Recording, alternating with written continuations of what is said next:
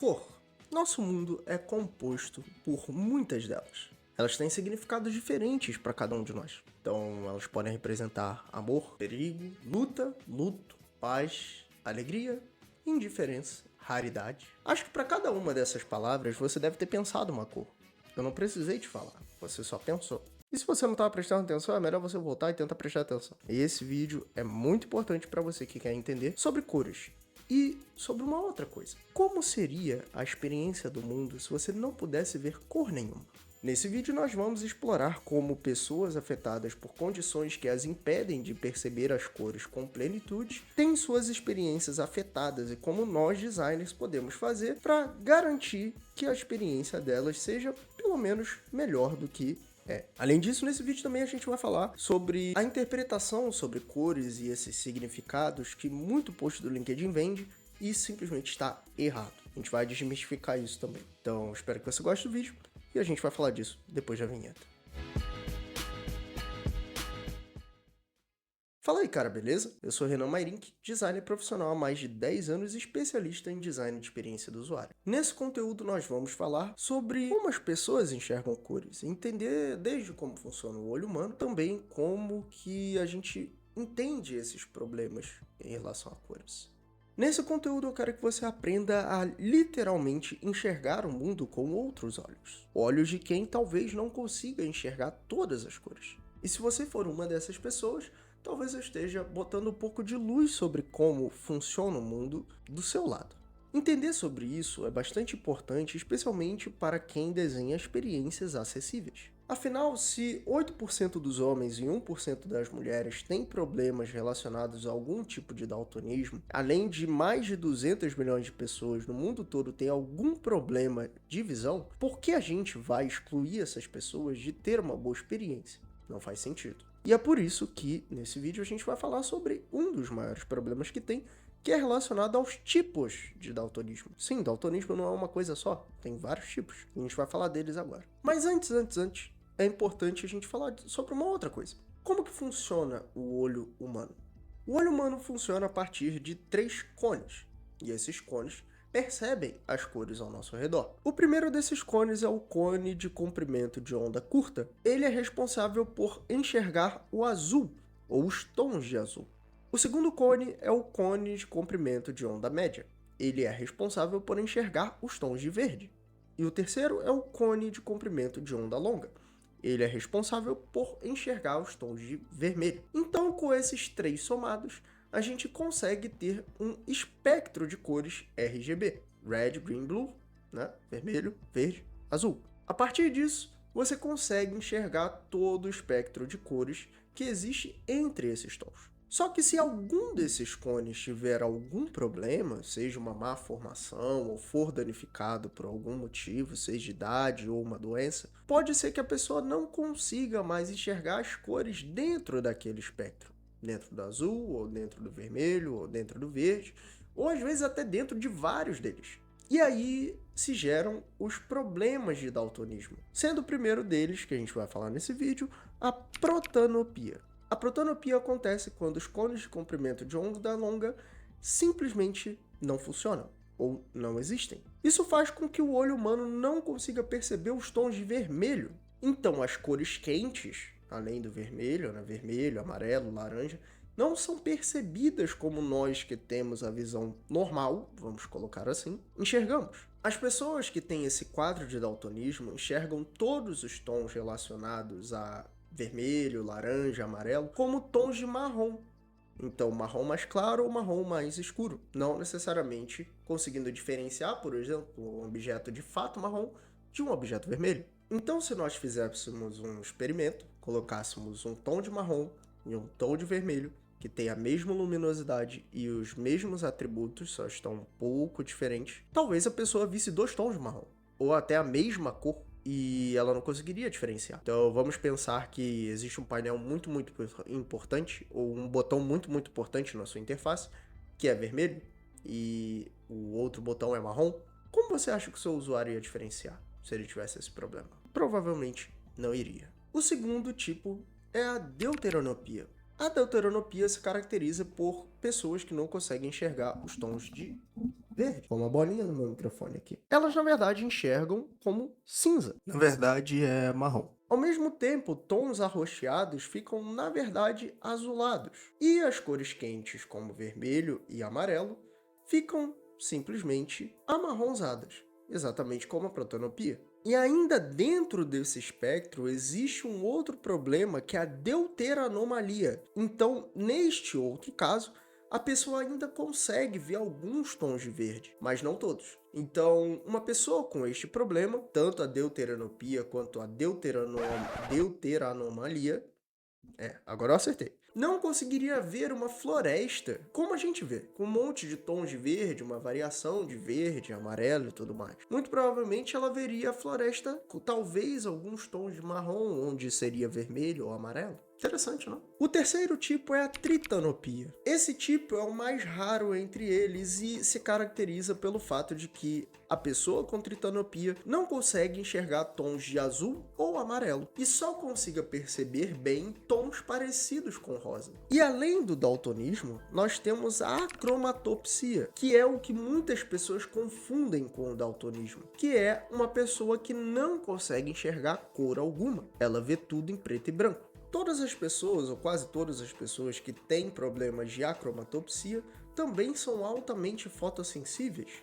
Então, se elas vissem algo muito claro, uma luz muito forte, é muito provável que elas não conseguissem ficar naquele ambiente por muito tempo. Outro problema que também pode ser percebido na questão dos olhos é a degeneração macular. Esse quadro é caracterizado pelas pessoas não conseguirem enxergar cores muito vivas, elas enxergam as cores meio desbotadas.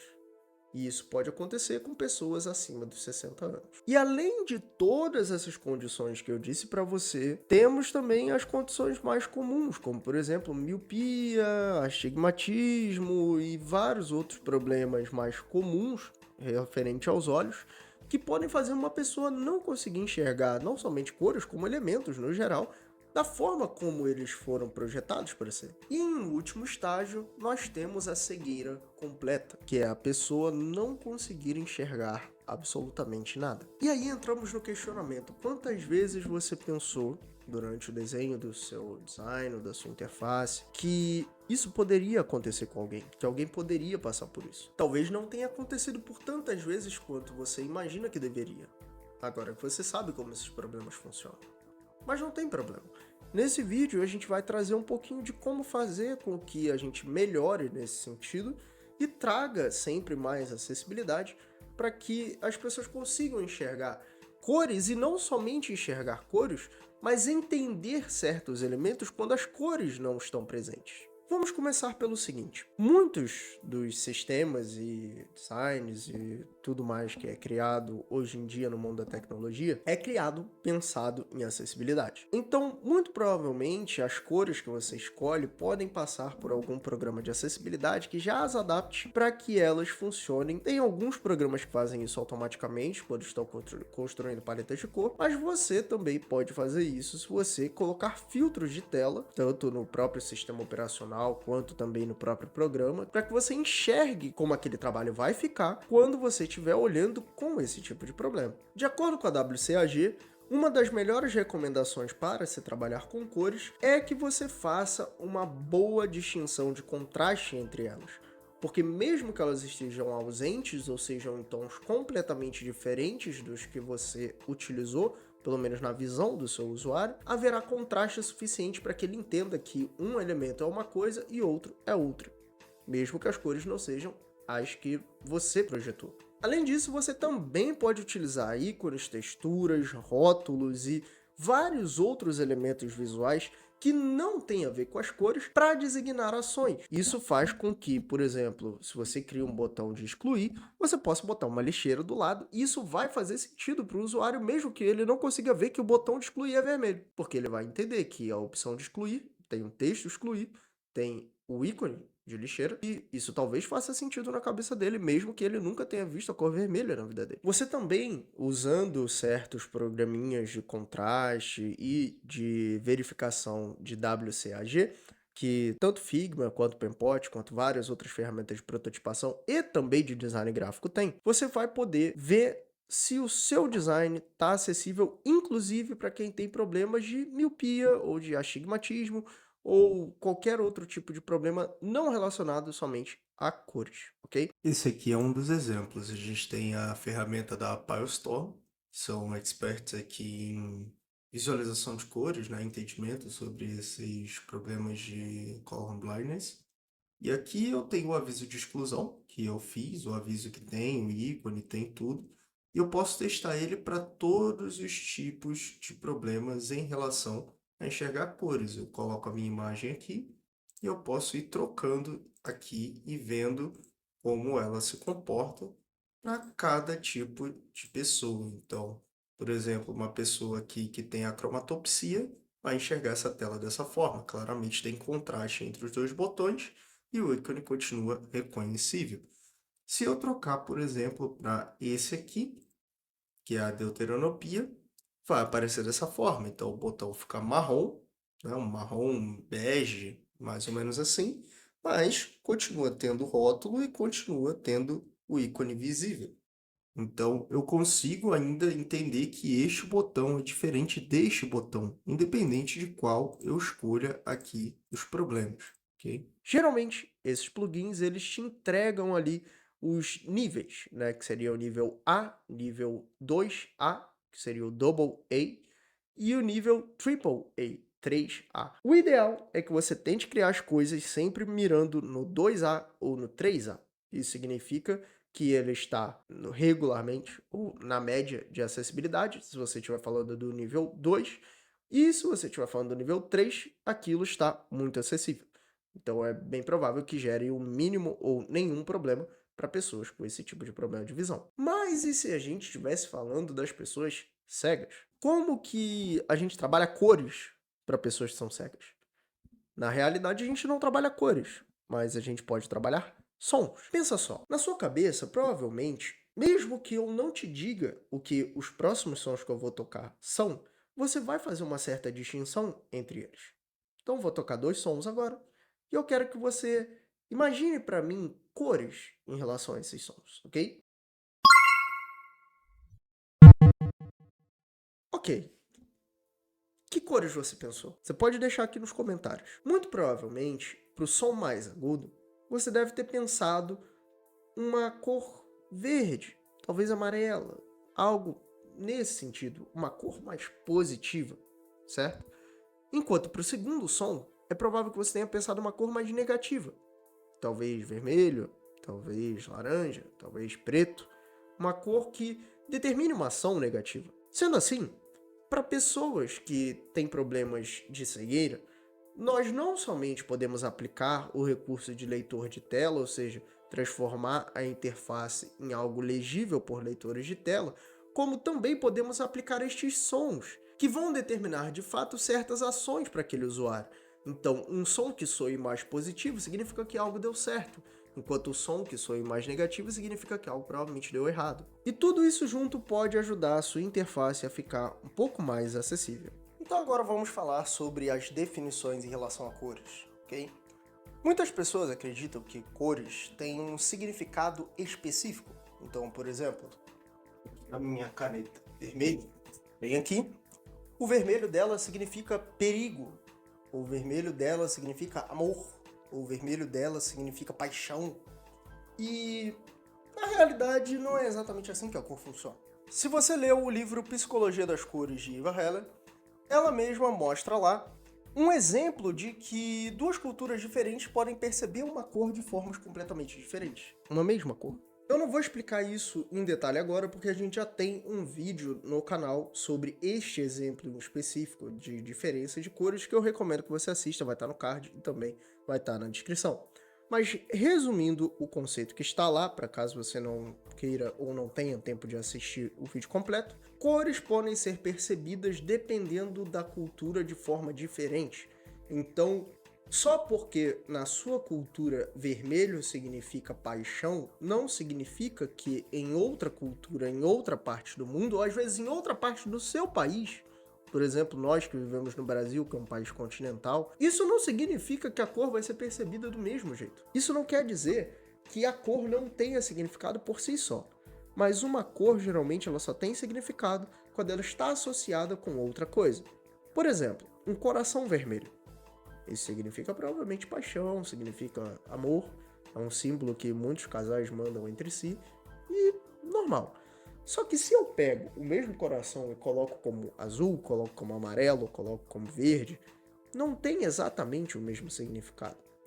Então, apesar de ser o mesmo símbolo, a cor muda o significado dele, ainda que seja um coração do mesmo jeito, todos eles, independente da cor. Mas vamos lá.